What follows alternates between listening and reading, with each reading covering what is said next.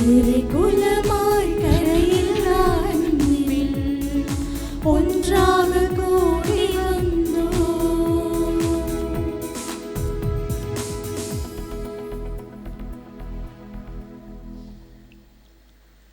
தந்தை மகன் தூய ஆவியின் பெயராலே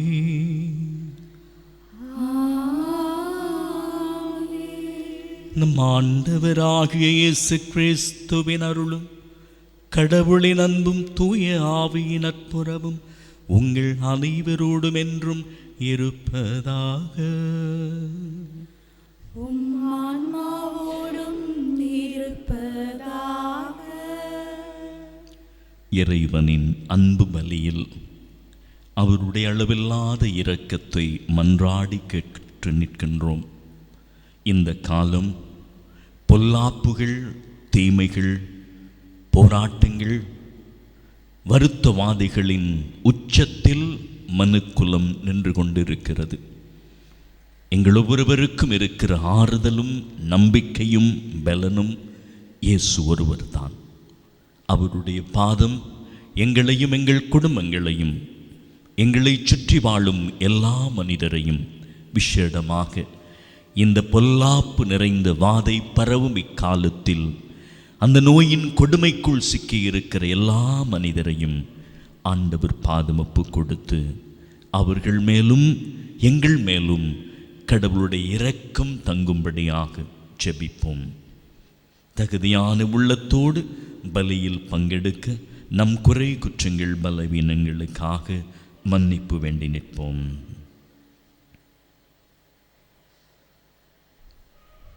எல்லாம் வல்ல இறைவனிடமும் சகோதர சகோதரிகளே உங்களிடமும் நான் பாவி என்று ஏற்றுக்கொள்கின்றேன். ஏனெனில் என் சிந்தனையாலும் சொல்லாலும் செயலாலும் கடமையில் தவறியதாலும் பாவங்கள் பல செய்தேன். என் பாவமே, என் பாவமே, என் பெரும் பாவமே.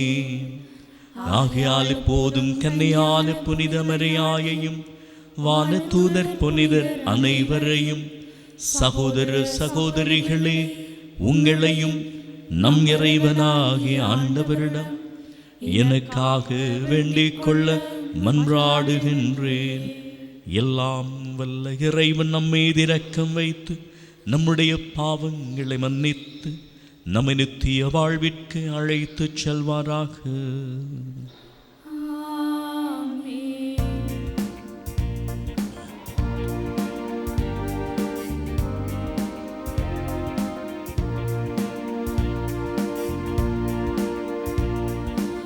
ஆண்டவரே இரக்கமாயிரும். ஆண்டவரே இரக்கமாயிரும். கிறிஸ்துவே இரக்கமாயிரும். கிறிஸ்துவே இரக்கமாயிரும். ஆண்டவரே இரக்கமாயிரும். ஆண்டவரே இரக்கமாயிரும். ஆண்டவரே இரக்கமாயிரும். உன்னதங்களிலே இறைவனுக்கு மாட்சிமை உண்டாகுக. உலகினிலே நல் மனத்தவர்க்கு அமைதியும் உண்டாகுக. சொர்க்கத்தின் தேவனை ஆராதிக்கின்றோம். அகிலத்தின் தந்தையை ஆராதிக்கின்றோம். சொர்க்கத்தின் தேவனை ஆராதிக்கின்றோம். அகிலத்தின் தந்தையை ஆராதிக்கின்றோம். எல்லாம் வல்லவனை ஆராதிக்கின்றோம்.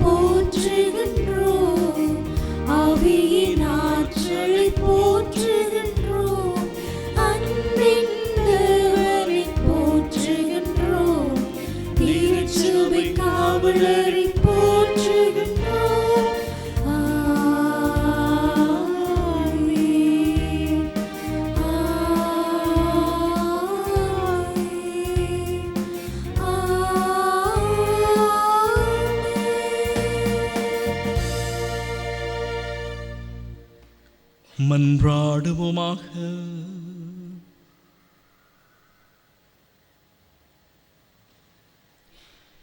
இறைவா, உம்மை நம்பி உம்முடைய அன்பில் நிலைத்திருப்பவர்களை நீர் ஒருபோதும் கைவிடுவதில்லை. இவ்வாறு நாங்கள் உமது திருப்பெயரை எக்காலத்திலும் போற்றவும் உம்மை அன்பு செய்யவும் எங்களுக்கு அருள்வீராக. உம்மோடு தூய ஆவியின் ஐக்கியத்தில் என்றென்றும் வாழ்ந்து ஆட்சி செய்கின்ற எங்கள் ஆண்டவரும் திருச்சுதனுமாகிய கிறிஸ்து வழியாக உம்மை மன்றாடுகின்றோம்.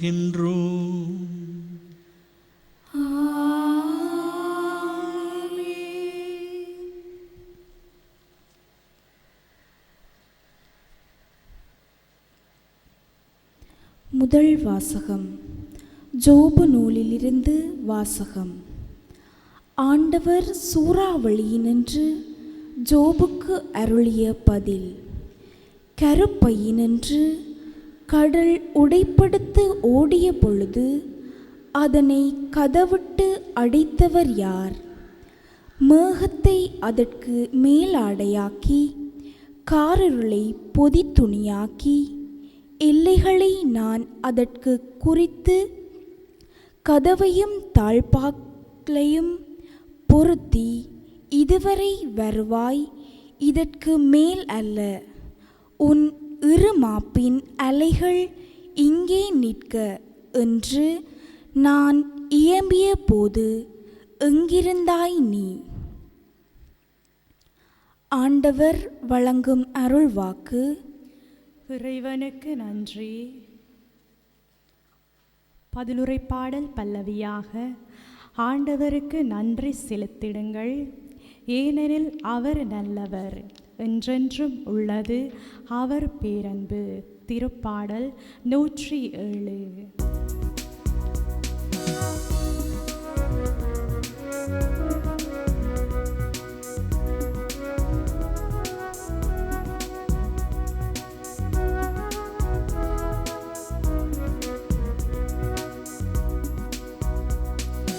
ஆண்டவர்க்கு நன்றி செலுத்திடுங்கள், ஏனெனில் அவர் நல்லவர்,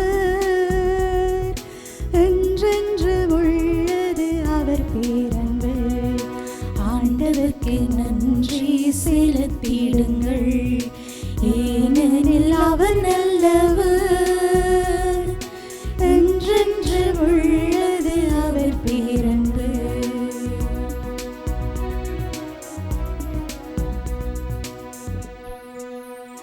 சிலர் கப்பலறி கடல் வழி சென்றார்கள், நீர் திரள் மீது வாணிகம் செய்தார்கள். அவர்களும் ஆண்டவரின் செயல் கண்டார்கள், ஆழ்கடலில் அவர் தம் செயல் பார்த்தார்கள். அவரும் ஒரு வார்த்தை சொல்ல புயல் காற்றும் எழுந்தது, அது கடலின் அலைகளை கொந்தளிக்க செய்தது. ஆண்டவர்க்கு நன்றி செலுத்திடுங்கள், ஏனெனில் அவர் நல்லவர், என்றென்று உள்ளது அவர் பேரன்பு. ஆண்டவர்க்கு நன்றி செலுத்திடுங்கள், ஏனெனில் அவர் நல்லவர், என்றென்று உள்ளது அவர் பேரன்பு.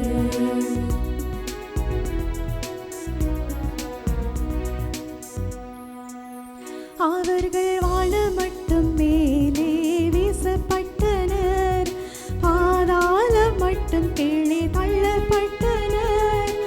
அவர்களின் உள்ளமோ நிலை குலைந்தது, நெருக்கடியில் ஆண்டவரை அழைத்தார்கள். புயல் காற்றை பூந்தென்றலாம் அவரும் மாற்றிவிட்டார். கடல் அலைகளும் அன்று ஓய்ந்து விட்டன. ஆண்டவர்க்கு நன்றி செலுத்துங்கள், ஏனெனில் அவர் நல்லவர், என்றென்றும் உள்ளது அவர் பேரன்பு. ஆண்டவர்க்கு நன்றி செலுத்திடுங்கள்,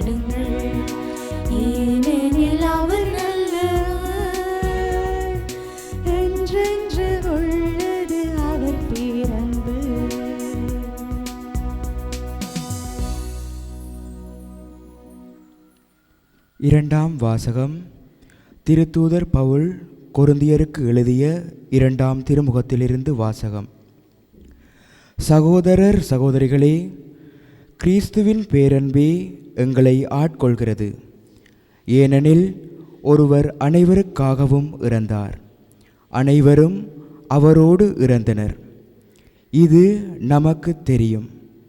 வாழ்வோர் இனி தங்களுக்கென வாழாமல் தங்களுக்காக இறந்து உயிர் பெற்றெழுந்தவர்களுக்காக வாழ வேண்டும் என்பதற்காகவே அவர் அனைவருக்காகவும் இறந்தார்.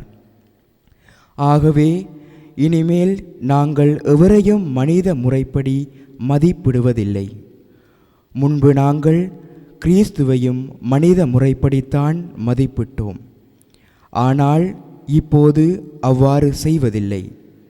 எனவே ஒருவர் கிறிஸ்துவோடு இணைந்திருக்கும் போது அவர் புதிதாக படைக்கப்பட்டவராய் இருக்கிறார். பழையன கழிந்து புதியன புகுந்தன அன்றோ. ஆண்டவர் வழங்கும் அருள்வாக்கு. இறைவனுக்கு நன்றி.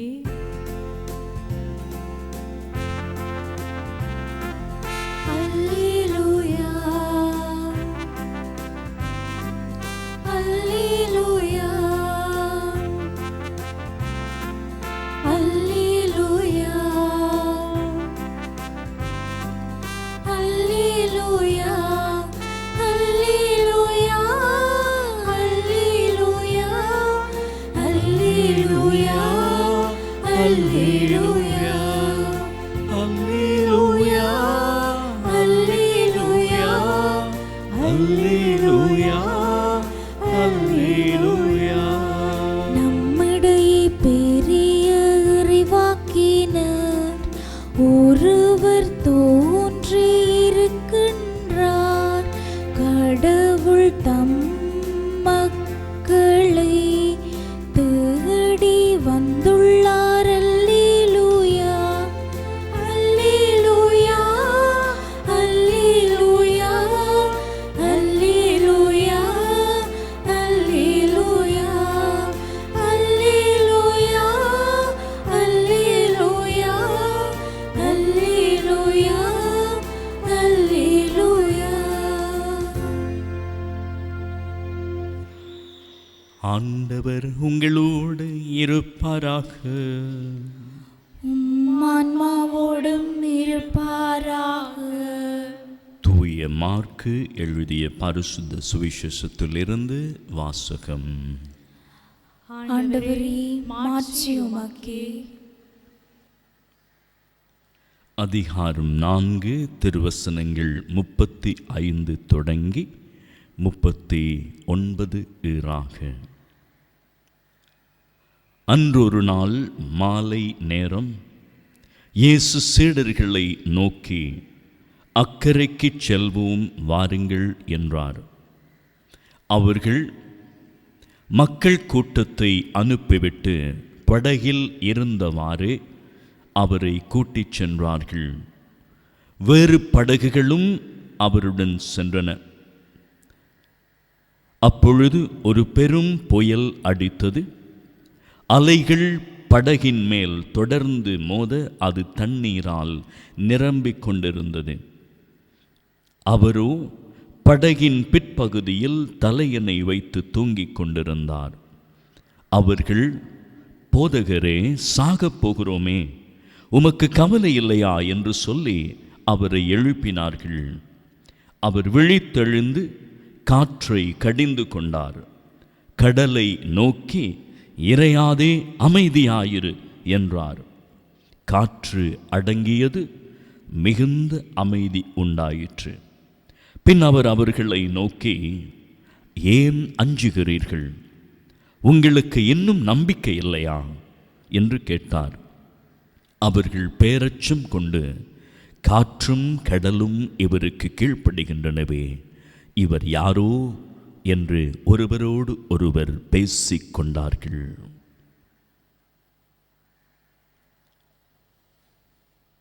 இது வாழ்வு தரும் கிறிஸ்து இயேசுவின் உயிருள்ள வார்த்தைகள்.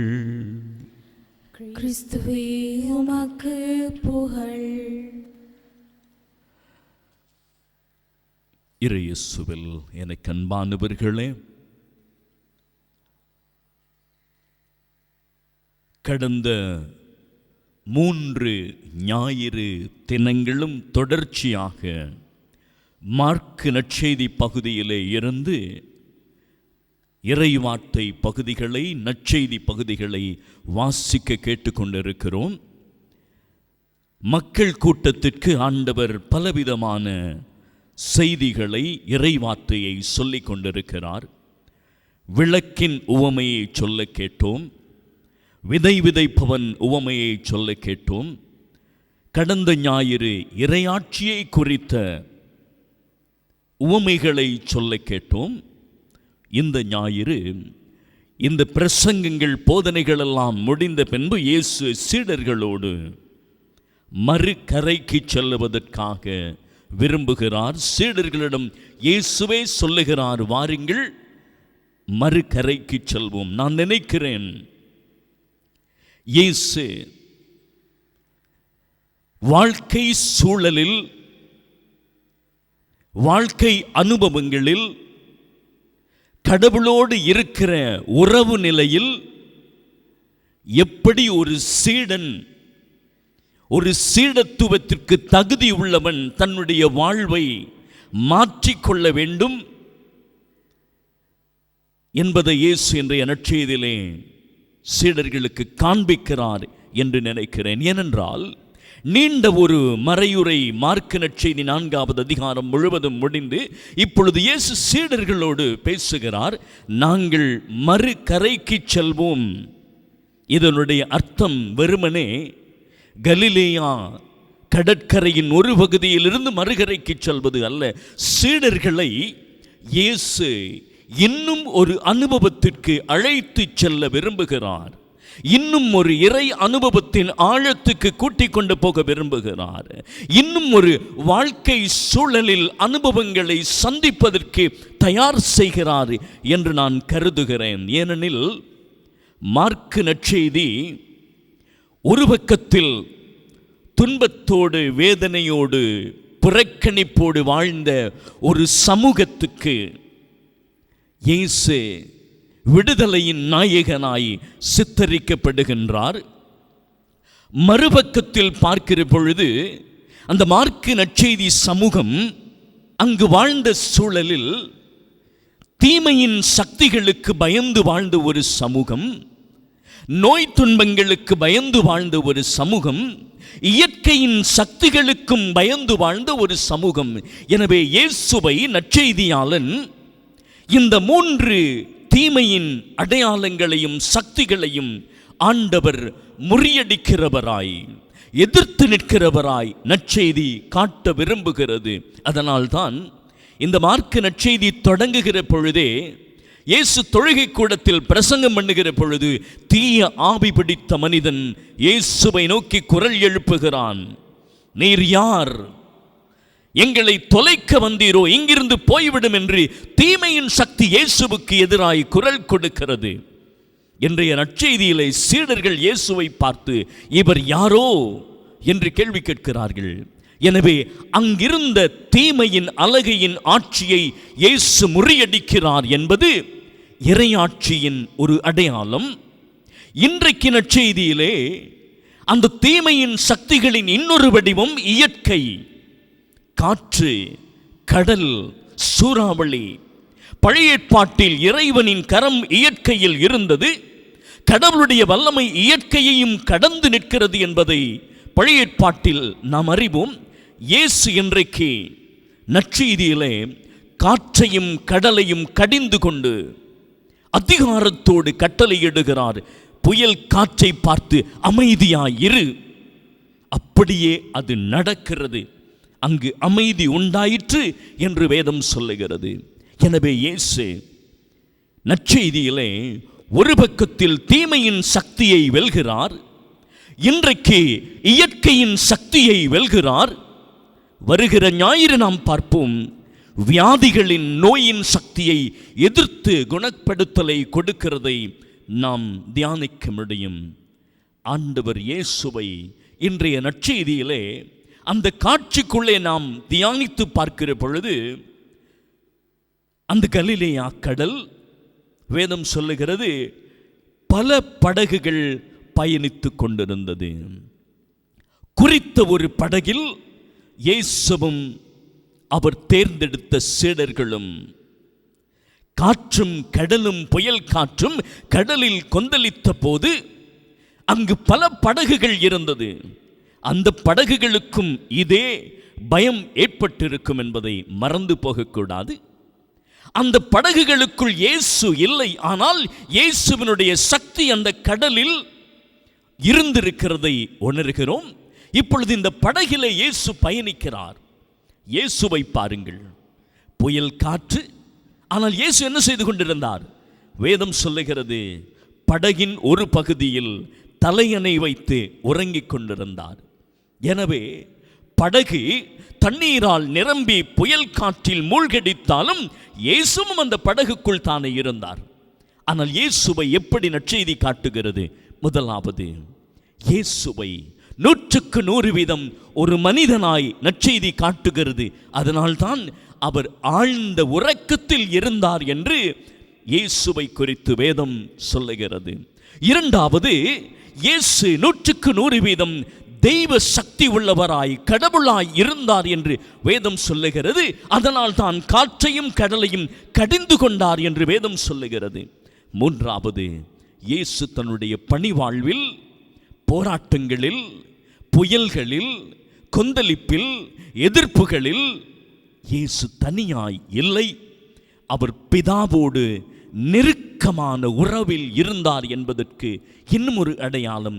அந்த புயல் காற்றின் நடுவில் இயேசு பதட்டப்படவில்லை, ஆழ்ந்து உறங்கிக் கொண்டிருந்தார். அது கடவுள் மீது அவர் வைத்திருந்த அசையாத நம்பிக்கையின் அடையாளம். எனவே இயேசு மனிதனாக, இயேசு கடவுளாக, இயேசு பிதாவோடு கொண்டிருந்த நெருக்கமான உறவின் அடையாளமாக இன்றைய நற்செய்தியை நாம் பார்க்க முடியும். எனக்கு அன்பானவர்களே, நாம் வாழுகிற இந்த காலம் எல்லாரும் ஒருவித பயத்தில் வாழுகிற காலம். ஏற்கனவே நாம் கேள்விப்படுகிறோம், இந்த பொல்லாப்பின் வைரஸின் கொடுமையினாலே 4 மில்லியன் ஜனங்கள் இறந்து விட்டார்கள். இந்த இறப்பை சந்தித்த அந்த குடும்பங்களில் இருக்கிற நிலைமையை நினைத்து பாருங்கள். அண்ணனாக, அக்காவாக, தம்பியாக, தங்கையாக, அம்மா அப்பாவாக, கணவன் மனைவியாக அவர்கள் அந்த இழப்பை சந்தித்திருக்கலாம். ஆனாலும் இன்றைய நற்செய்தியிலே ஆண்டவர் சொல்லுகிறார், அந்த பரந்த கலிலேயா கடல் என்பது இந்த பூமி, நானும் நீங்களும் வாழ்ந்து கொண்டிருக்கிறோம். படகுகள் என்பது எங்கள் ஒவ்வொருடைய வாழ்வு. பலருடைய படகுகளுக்குள் ஆண்டவர் இருக்கிறார், பலருடைய படகுகளுக்குள் ஆண்டவர் இல்லை. உலகத்தில் இன்று சில மனிதர்கள் கடவுள் இல்லாமல் ஓடிக்கொண்டிருக்கிறார்கள், சில மனிதர்கள் கடவுளோடு ஓடிக்கொண்டிருக்கிறார்கள். ஆனாலும் கலக்கம், சுமை, போராட்டம், அவமானம், வியாதியின் கொடுமை, கடல் கொந்தளிப்பு, துன்பங்கள் என்று அதிகரிக்கிற பொழுது நாம் என்ன செய்கிறோம்? சீடர்கள் இயேசுவோடு தான் இருந்தார்கள். சீடர்களின் படகுக்குள் தான் இயேசு இருந்தார். அந்த பரந்த கலிலேயா கடல் என்கிற பூமியிலே, படகு என்கிற சீடர்களின் வாழ்வுக்குள்ளே இயேசு இருந்தார். ஆனால் பயம், அவநம்பிக்கை, தன்னம்பிக்கை இல்லாத வாழ்க்கை சீடர்களுக்கு இருந்தது. ஆண்டவர் அதை கடிந்து கொண்டார். காற்றையும் கடலையும் மட்டும் கடிந்து கொள்ளவில்லை, நான் உங்களோடு இருந்தும் நீங்கள் பதட்டப்படுகிறீர்கள், அதை இயேசு கடிந்து கொண்டார். நான் உங்களோடு படகுக்குள் இருக்கிறேன் என்று தெரிந்தும் நீங்கள் காற்றுக்கும் கடலுக்கும் பயப்படுகிறீர்கள், அதை இயேசு கடிந்து கொண்டார். நான் உங்களோடு இருந்தும் நீங்கள் சாக போகிறோமே என்று கதறுகிறீர்கள், அதை இயேசு கடிந்து கொண்டார். எனவே இன்றைக்கு பதட்டம், பொல்லாப்பு, பயங்கரம், வாதையின் கொடுமை அதிகரித்துள்ள இந்த நாட்களில் குறிப்பிட்ட நற்செய்தி பகுதி உங்களையும் என்னையும் நம் வாழ்வில், நம் பயணங்களை, வாழ்க்கை முறைகளை, வாழும் விதத்தை, மனநிலைகளை, கடவுள் நம்பிக்கையை, விசுவாசத்தை, தன்னம்பிக்கையை மீள் ஆய்வு செய்து பார்க்க அழைக்கின்றது. நானும் நீங்களும் பரந்த கடலில் பயணித்த அப்போஸ்தலர்களைப் போல இந்த உலகத்தில் வாழ்ந்து கொண்டிருக்கிறோம். ஒவ்வொரு நாளும் நம் வாழ்க்கை படகுகளுக்குள்ளே நாம் வாழுகிற இந்த சமூகத்திலே பல எதிர்ப்புகள், சவால்கள், சூறாவளிகள், காற்றுகள் வந்து கொண்டே இருக்கும். ஆனால் என்னுடைய பதில், என்னுடைய அணுகுமுறை, என்னுடைய சந்திக்கும் விதம் எப்படி இருக்கிறது?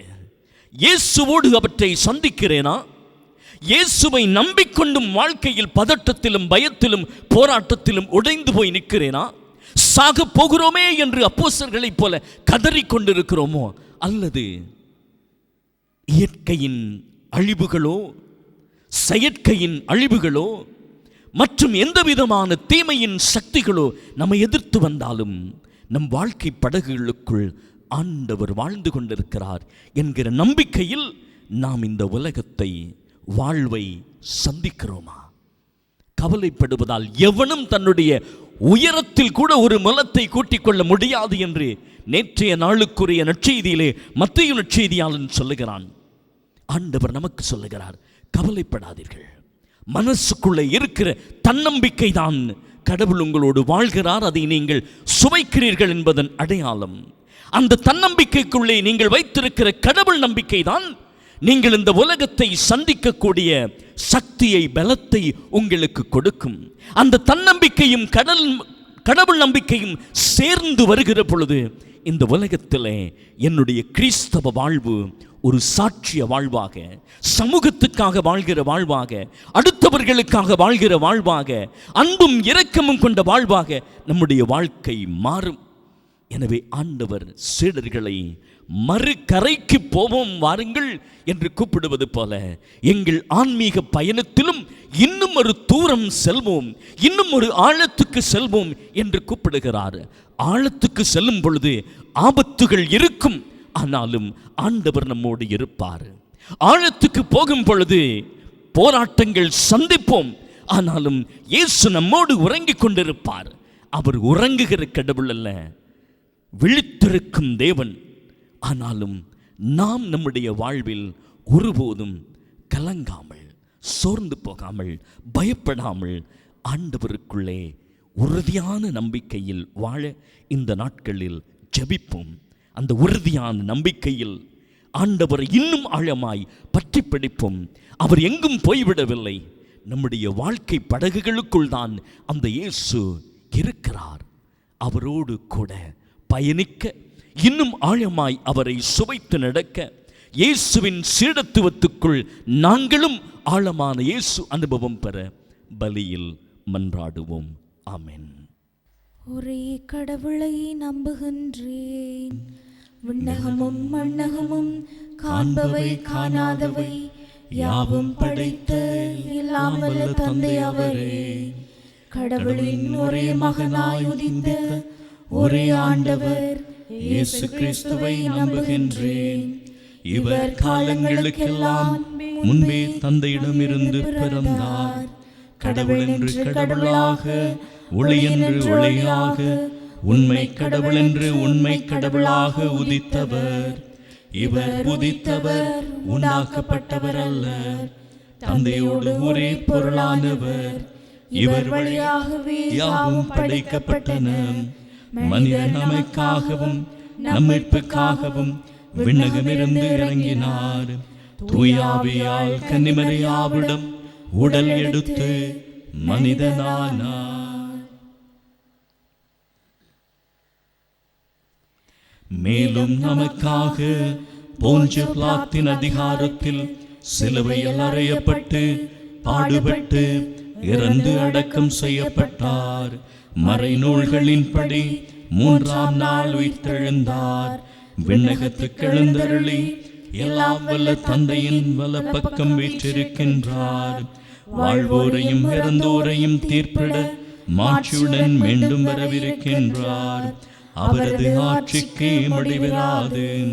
தந்தையிடமிருந்தும் மகனிடமிருந்தும் புறப்படும் ஆண்டவரும் உயிரளிப்பவருமான தூயாவியாரை நம்புகின்றேன். இவர் தந்தையோடும் மகனோடும் ஒன்றாக ஆராதனையும் மாட்சியும் பெறுகின்றார். இறைவாக்கினர் வாயிலாக பேசியவர் இவரே. ஒரே புனித கத்தோலிக்க திருத்தூதர் வழிவரும் திரு அவையை நம்புகின்றேன். பாவ மன்னிப்புக்கான ஒரே திருமுழுக்கை ஏற்றுக்கொள்கின்றேன். இறந்தோரின் உயிர்ப்பையும் வரவிருக்கும் மறுவுலக வாழ்வையும் எதிர்பார்த்திருக்கின்றேன். ஆமென்.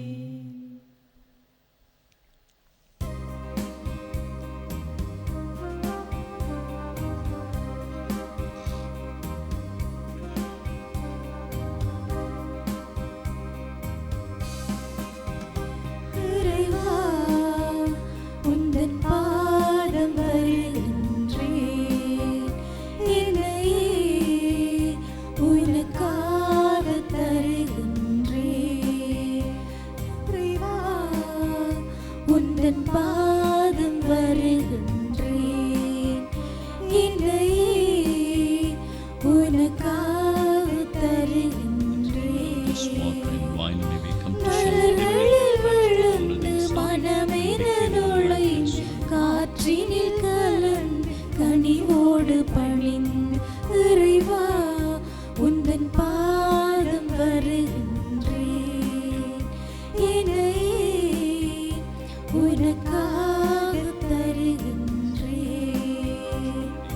மலர்களில் விழுந்து மனமென நுழைந்து காற்றினில் கலந்து கனிவோடு பணிந்து இறைவா, உந்தன் பாதம் வருகின்றேன்.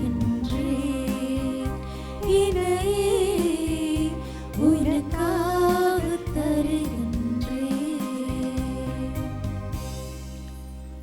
அன்பார்ந்தவர்களே, நானும் நீங்களும் ஒப்புக் கொடுக்கிற இந்த பரிசுத்த பலி நம் விண்ணக தந்தைக்கேற்றதாகும்படி ஜெபம் செய்யுங்கள். ஆண்டவர் தமது பேரின் புகழ்ச்சிக்காகவும் மாட்சிக்காகவும் நமது நன்மைக்காகவும் புனித திரு ஆவியின் அனைத்து நலன்களுக்காகவும் உமது கையிலிருந்து இப்பலியை ஏற்றுக்கொள்வாராக. ஆண்டவரே, எங்களை உம்மோடு ஒப்புரவாக்கும் இப்புகழ்ச்சி பலியை ஏற்றருளும்.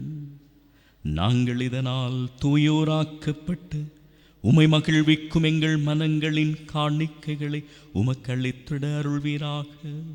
எங்கள் ஆண்டவராகிய கிறிஸ்து வழியாக உம்மை மன்றாடுகின்றோம். ஆமென். ஆண்டவர் உங்களோடு இருப்பாராக.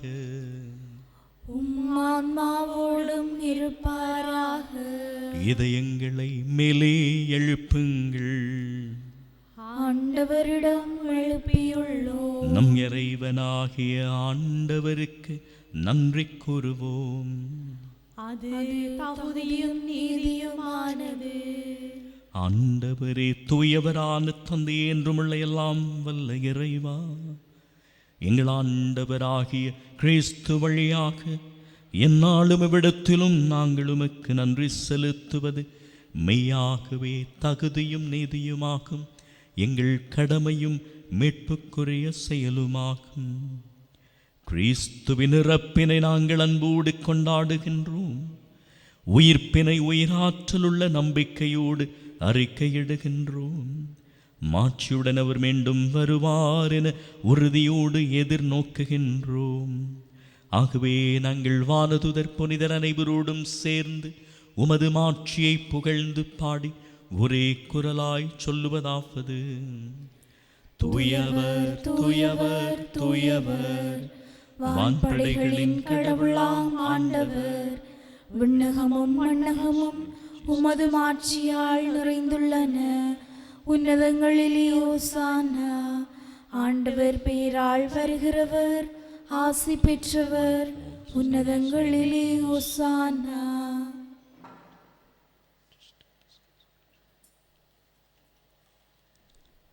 ஆண்டவரே, நேர்மையாகவே தூயவர், தூய்மை அனைத்திற்கு ஊற்று. ஆகவே உம்முடைய ஆவியை பொழிந்து இக்காணிக்கைகளை தூய்மைப்படுத்தமை வேண்டுகின்றோம். இவ்வாறு எங்கள் ஆண்டவர் இயேசு கிறிஸ்துவின் உடலும் இரத்தமுமாக எங்களுக்கு இவை மாறுவனவாக.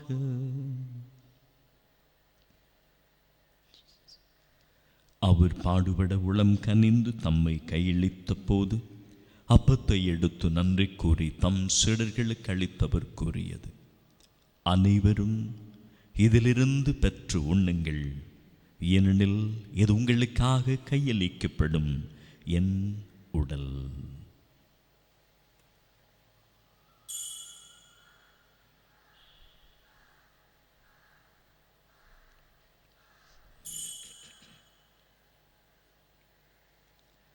அவனுமே இரவு விருந்து அருந்திய பின் கிண்ணத்தை எடுத்து மீண்டும் உமக்கு நன்றி கூறி தம் சீடர்களுக்கு அளித்தவர் கூறியது, அனைவரும் இதிலிருந்து பெற்று பருகுங்கள், ஏனெனில் இது புதிய நிலையான உடன்படிக்கைக்குரிய இரத்தத்தின் கிண்ணம். இது பாவ மன்னிப்புக்கென்று உங்களுக்காகவும் பலருக்காகவும் சிந்தப்படும். இதை என் நினைவாக செய்யுங்கள்.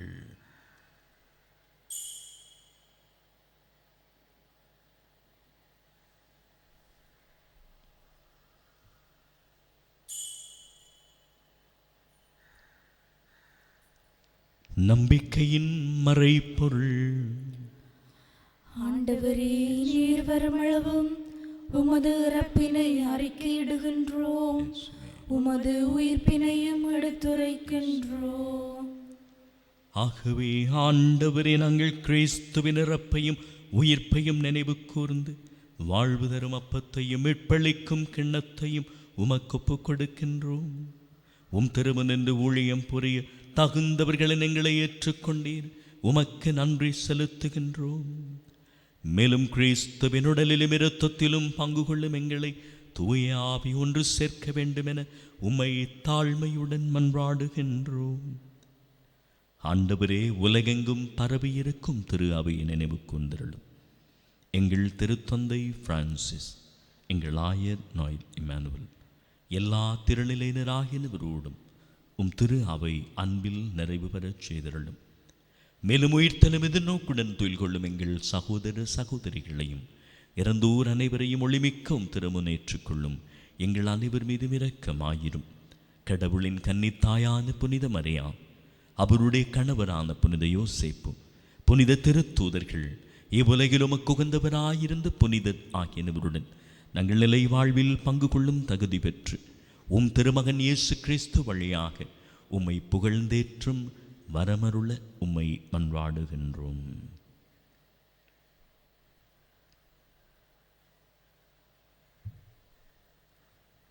இவர் வழியாக இவருடையவரின் எல்லாம் வல்ல இறைவனாகிய தந்தையே, தூய ஆவியின் ஒன்றிப்பில் எல்லா புகழும் மாட்சியும் என்றென்றும் உமக்கு உரியதே.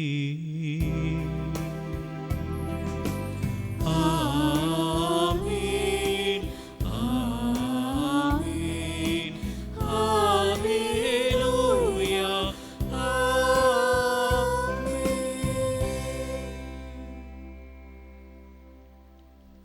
மீட்பரின் கட்டளையால் கற்பிக்கப்பட்டு இறை படிப்பினையில் பயிற்சி பெற்ற நாம் விண்ணக தந்தையை நோக்கி ஜெபம் செய்வோம். விண்ணுலகில் இருக்கிற எங்கள் தந்தையே, உமது பெயர் தூயதென போற்றப் பெறுக, உமது ஆட்சி வருக, உமது திருவிழம் விண்ணுலகில் நிறைவேறுவது போல மண்ணுலகிலும் நிறைவேறுக. எங்கள் அன்றாட உணவை இன்று எங்களுக்கு தாரும். எங்களுக்கு எதிராக குற்றம் செய்வோரை நாங்கள் மன்னிப்பது போல எங்கள் குற்றங்களை மன்னியும். எங்களை சோதனைக்குட்படுத்தாதேயும், தீமையிலிருந்து எங்களை விடுவித்தருளும். ஆண்டவரே, தீமை அனைத்திலிருந்தும் எங்களை விடுவித்து எங்கள் வாழ்நாளில் அமைதியை கனிவுடன் அருளுமை மன்றாடுகின்றோம். உமது இரக்கத்தின் உதவியினால் நாங்கள் பாவத்திலிருந்து எப்போதும் விடுதலை பெற்று யாதொரு கலக்கமும் இன்றி நலமாயிருப்போமாக. நாங்கள் நம்பியிருக்கும் பேரின்பத்திற்காகவும் நம் மீட்பராம் இயேசு கிறிஸ்துவின் வருகைக்காகவும் காத்திருக்கின்றோம். ஏனெனில் ஆட்சியும் வல்லமையும் மாட்சியும் என்றென்றும் உமதே. ஆண்டவராகிய இயேசு கிறிஸ்துவே, அமைதியை உங்களுக்கு விட்டுச் சொல்கிறேன், என் அமைதி உங்களுக்கு அளிக்கிறேன் என்றும் திருத்தூதர்களுக்கு மொழிந்தீரேன். எங்கள் பலவீனங்களை அல்ல, உம் திரு அவையின் நம்பிக்கையை பார்த்து உம் திருவிழத்திற்கு ஏற்ப அதற்கு ஒற்றுமையையும் அமைதியையும் தந்துள்ள திருவிழம் கொள்வீராக. என்றென்றும் வாழ்ந்து ஆட்சி செய்கின்றவர் நீரே. ஆமென். ஆண்டவருடைய அமைதி உங்கள் அனைவரோடும் என்றும் இருப்பதாக. உம் ஆன்மாவோடும் இருப்பதாக. இயேசுவின் அமைதியை பகிர்ந்து கொள்வோம். Peace be with you.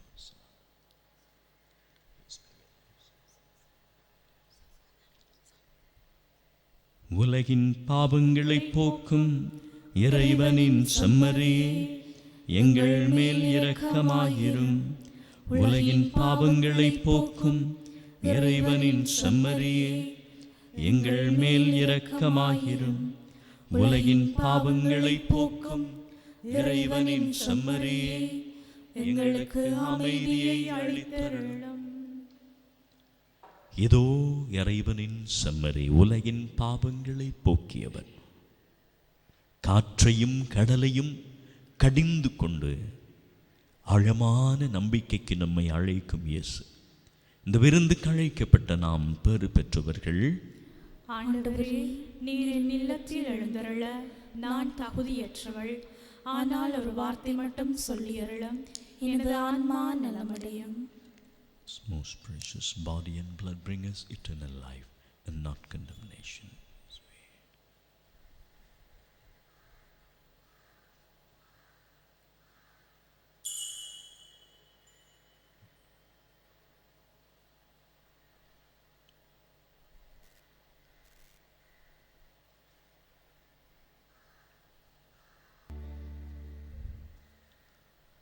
ஜெபிப்போமாக. ஆண்டவரே, உம் திருமகனின் உயர் மதிப்புள்ள உடலாலும் இரத்தத்தாலும் ஊட்டம் பெற்று புதுப்பிக்கப்பட்ட நாங்கள் உமது கனிவை கெஞ்சி மன்றாடுகின்றோம். இறை பற்றுடன் நாங்கள் அடிக்கடி நிறைவேற்றும் இப்பலியின் பயனாக எங்கள் மீட்பை உறுதியாக கண்டடையச் செய்வீராக. எங்கள் ஆண்டவராகிய கிறிஸ்து வழியாக உம்மை மன்றாடுகின்றோம். ஆண்டவர் உங்களோடு இருப்பாராக. உம் ஆன்மாவோடும் இருப்பாராக. எல்லாம் வல்ல இறைவன் தந்தை, மகன், தூய ஆவி உங்களை ஆசீர்வதித்து புனிதப்படுத்துவாராக. இயேசுவின் அன்பிலும் சமாதானத்திலும் சென்று வாழுங்கள். இறைவனுக்கு நன்றி.